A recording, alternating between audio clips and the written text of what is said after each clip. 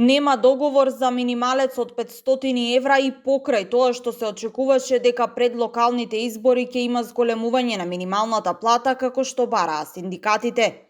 Редно време е да почнеме да зборуваме за плата за живота, не само за покачување на минималната плата, порачува Кристина Ампева од Гласен текстилец.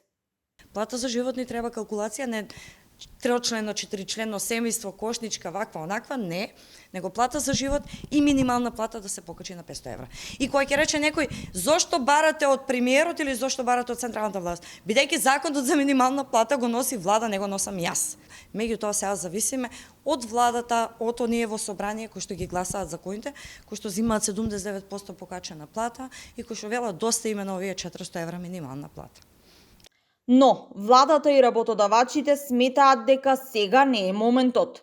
Од владата остануваат на ставот дека за зголемување на минималната плата мора да се земат предвид и други параметри и да не се дозволи зголемување на инфлацијата.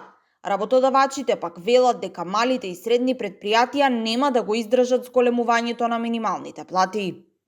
И сите економски податоци покажуваат дека нема потреба од зголемување на минималната плата, затоа што нашата минимална плата, рачуната споредена со просечна плата, е една од највисоките во Европа и далеку повеќе од Европска директива за минимална плата.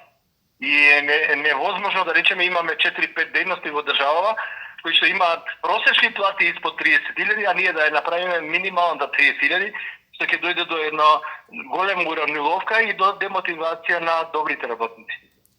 А граѓаните пак велат дека се приморани да преживуваат и да сврзуваат крај со крај. Едно семејство од 4 члена, 30.000 динара подолу не треба да биде. Не треба. Не можеш со 20, со 18.000 кој може да преживее.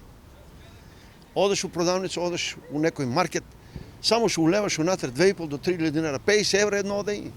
Едно пазарување 50 евра. 50 евра, тоа е многу. Значи и стандардот према минималната плата, нашиот стандард не одговара уопште. Зимам со 15 години стаж македонска, а и зимам и амерички, па не ми стасува.